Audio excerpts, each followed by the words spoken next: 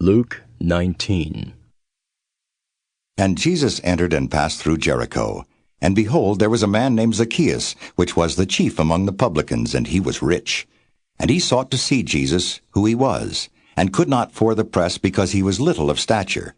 And he ran before, and climbed up into a sycamore tree to see him, for he was to pass that way. And when Jesus came to the place, he looked up, and saw him, and said unto him, Zacchaeus, make haste, and come down, for today I must abide at thy house. And he made haste, and came down, and received him joyfully. And when they saw it, they all murmured, saying, that he was gone to be guest with a man that is a sinner. And Zacchaeus stood, and said unto the Lord, Behold, Lord, the half of my goods I give to the poor. And if I have taken anything from any man by false accusation, I restore him fourfold.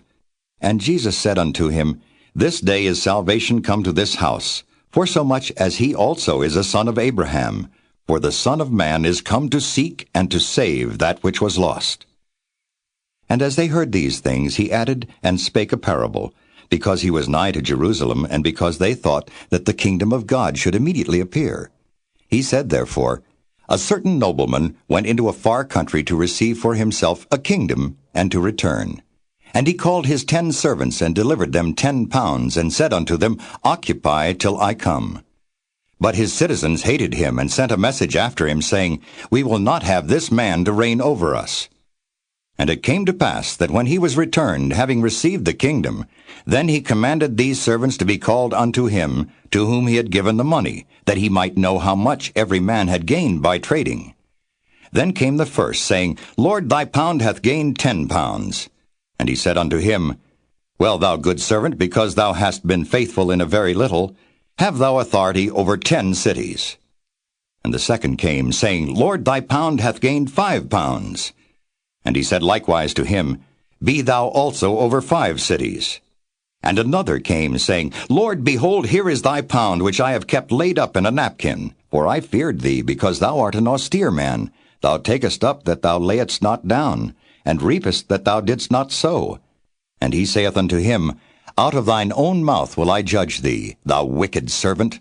Thou knewest that I was an austere man, taking up that I laid not down, and reaping that I did not sow.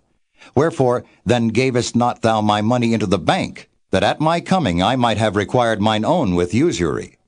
And he said unto them that stood by, Take from him the pound, and give it to him that hath 10 pounds.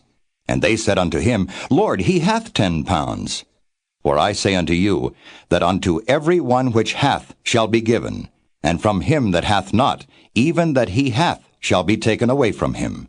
But those mine enemies, which would not that I should reign over them, bring hither, and slay them before me. And when he had thus spoken, he went before, ascending up to Jerusalem. And it came to pass, when he was come nigh to Bethphage and Bethany at the mount called the Mount of Olives, he sent 2 of his disciples, saying, Go ye into the village over against you, in the which at your entering ye shall find a colt tied, whereon yet never man sat. Loose him, and bring him hither. And if any man ask you, Why do ye loose him? Thus shall ye say unto him, Because the Lord hath need of him. And they that were sent went their way, and found even as he had said unto them. And as they were loosing the colt, the owners thereof said unto them, Why loose ye the colt? And they said, The Lord hath need of him. And they brought him to Jesus, and they cast their garments upon the colt, and they set Jesus thereon. And as he went, they spread their clothes in the way. And when he was come nigh, even now at the descent of the Mount of Olives, the whole multitude of the disciples began to rejoice and praise God with a loud voice for all the mighty works that they had seen, saying, Blessed be the King that cometh in the name of the Lord, peace in heaven, and glory in the highest.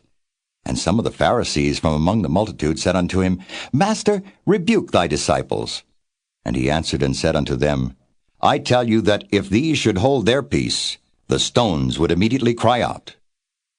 And when he was come near, he beheld the city, and wept over it, saying, If thou hadst known, even thou, at least in this thy day, the things which belong unto thy peace, but now they are hid from thine eyes. For the day shall come upon thee that thine enemies shall cast a trench about thee, and compass thee round, and keep thee in on every side, and shall lay thee even with the ground, and thy children within thee, and they shall not leave in thee one stone upon another, because thou knewest not the time of thy visitation. And he went into the temple, and began to cast out them that sold therein, and them that bought, saying unto them, It is written, My house is the house of prayer, but ye have made it a den of thieves.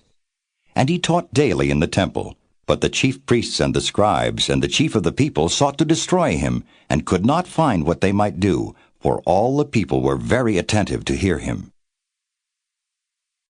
Luke 20. And it came to pass that on one of those days, as he taught the people in the temple and preached the gospel, the chief priests and the scribes came upon him with the elders, and spake unto him, saying, Tell us by what authority doest thou these things? Or who is he that gave thee this authority? And he answered and said unto them, I will also ask you one thing, and answer me. The baptism of John, was it from heaven or of men? And they reasoned with themselves, saying, If we shall say from heaven, he will say, Why then believed ye him not? And if we say, Of men, all the people will stone us, for they be persuaded that John was a prophet. And they answered that they could not tell whence it was. And Jesus said unto them, Neither tell I you by what authority I do these things. Then began he to speak to the people this parable. A certain man planted a vineyard, and let it forth to husbandmen, and went into a far country for a long time. And at the season he sent a servant to the husbandmen, that they should give him of the fruit of the vineyard. But the husbandmen beat him, and sent him away empty. And again he sent another servant, and they beat him also, and entreated him shamefully, and sent him away empty. And again he sent a third, and they wounded him also, and cast him out. Then said the Lord of the vineyard, What shall I do? I will send my beloved son. It may be they will reverence him when they see him. But when the husbandmen saw him, they reasoned among themselves, saying, This is the heir. Come, let us kill him, that the inheritance may be ours. So they cast him out of the vineyard, and killed him. What therefore shall the Lord of the vineyard do unto them? He shall come and destroy these husbandmen, and shall give the vineyard to others. And when they heard it, they said, God forbid. And he beheld them, and said, What is this then that is written? The stone which the builders rejected, the same is become the head of the corner? Whosoever shall fall upon that stone shall be broken, but on whomsoever it shall fall, it will grind him to powder. And the chief priests and the scribes the same hour sought to lay hands on him, and they feared the people, for they perceived that he had spoken this parable against them.